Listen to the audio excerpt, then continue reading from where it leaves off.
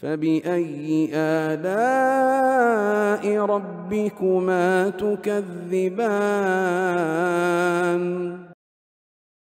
بسم الله الرحمن الرحيم الحمد لله رب العالمين والصلاة والسلام على المبعوث رحمة للعالمين نبينا محمد وعلى آله وصحبه ومن تبعهم بإحسان إلى يوم الدين أما بعد. Kaum muslimin dan muslimat, para pendengar dan para pemirsa, Assalamualaikum warahmatullahi wabarakatuh.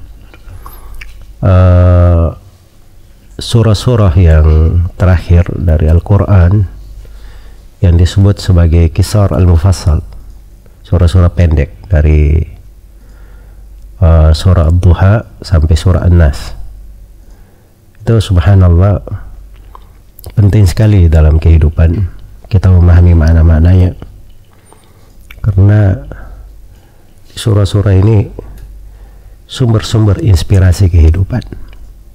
Bisa dibayangkan saja di surah-surah pendek ini ada surah Al-Ikhlas, yaitu kata Nabi Sallallahu Alaihi Wasallam ta'dil thuluth Al-Quran, sebanding atau senilai dengan sepertiga Al-Quran.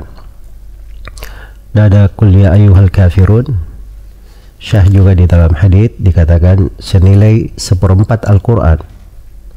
Ya, bisa digambarkannya bahwa surah-surah pendek ini bukan sembarang surah. Ya, apalagi ada gabungan antara surah Makkiyah dan surah Madaniyah. Dan di sini di waktu yang sudah sangat sempit ini, saya ingin memberikan suatu inspirasi hidup yang penting sekali dari dua surah yang disebut di akhir dari Al-Quran ini, yaitu surah Idza Jaa Nasrullahi wal Fath dan surah setelahnya Tabbat Yada. Ya, di mana surah yang pertama Idza Jaa Nasrullahi wal Fath wa ra'aitan nasa yadkhuluna fi dinillahi afwaja fasabbih bihamdi rabbika wastaghfir innahu kana tawwaba. Ini surah bercerita bagaimana kemenangan itu datang, pertolongan Allah, dan engkau sudah melihat manusia masuk ke agama berbondong-bondong. Nah, ini terjadi di akhir umur Nabi Sallallahu Alaihi Wasallam setelah Fathu Mekah. Kemudian bagaimana manusia masuk ke dalam agama Islam berbondong-bondong. Maka Nabi Sallallahu Alaihi Wasallam diperintah fasabbih bihamdi rabbika wastaghfir, perbanyak bertasbih kepada Rabbmu dan beristighfar, innahu kana tawwaba. Karena itu Nabi Sallallahu Alaihi Wasallam membaca tasbih dan istighfar ini beliau jadikan doa di dalam ruku, di dalam sujud, ya, karena Allah perintah untuk hal itu. Dan uniknya Ibnu Abbas radhiyallahu taala anhu, ketika ditanya oleh Umar bin Khattab tentang surah ini, kata Ibnu Abbas, ini adalah pertanda bahwa ajal Nabi Sallallahu Alaihi Wasallam sudah dekat. Karena itu beliau diperintah untuk memperindah dari penutup umur, memperindah dari penutup umur. Subhanallah. Dan surah setelahnya Tabbat yada abi lahabi wa tab ma aghna anhu maluhu wa ma kasab sayasla naran dhata lahab wa imra'atuhu hammalatal hatab fi jidiha hablum min masad. Ini terkait dengan hal yang kebalikannya. Orang yang paling keras kepala, paling kafir kepada Allah dari kaum musyrikin, Abu Lahab. Ya, terlihat bagaimana kehancurannya, kebinasaannya di dunia dan di akhirat. Di dunia dan di akhirat.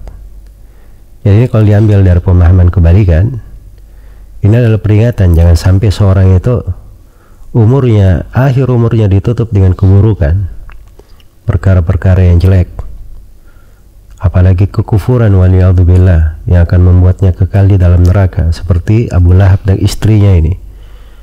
Dan ini disebut dua sekaligus, suami dan istri, agar supaya dipahami bahwa kebinasaan itu menimpa siapa saja, laki-laki maupun perempuan, apabila dia keluar dari jalur. Karena itu di akhir dari Ramadan ini, mari kita perindah dari penutup untuk bulan ini, Sebab Nabi SAW bersabda, innamal amal bil khawatim, sungguhnya amalan itu tergantung pada penutupnya. Kita perbagus dari amalan kita, dan Ramadan ini itu mendidik kita dan membimbing kita untuk selalu memperindah amalan di dalam kehidupan, karena nggak ada yang tahu ajal itu kapan datang, kehidupan itu kapan berakhir, lembaran dari suratan takdir kehidupan kapan akan tertutup, tidak ada yang mengetahui hal tersebut. Karena itulah kita di bulan Ramadan ini berusaha untuk memperbaiki amalan. Seorang itu semakin dia menanjak ke akhir, bukannya dia melemah, tapi dia menjadi lebih kuat. Ibarat pertandingan kuda itu biasanya pacuan paling dahsyatnya di akhir untuk mencapai garis finish. Jangan sampai kita ini sudah dari awal berpacu, begitu sampai di akhir tidur tidak sampai ke finish atau terkalahkan. Iya, semoga Allah Subhanahu wa Ta'ala memudahkan kita semua di atas kebaikan dan melapangkan untuk kita ketaatan dan memberkahi kita semua dalam umur dan segala aktivitas kita. Dan yang paling pentingnya, semoga Allah meridhai kita semua di dunia dan di akhirat. Innahu waliyyu dzalika wal qadiru alaihi, wallahu ta'ala alam.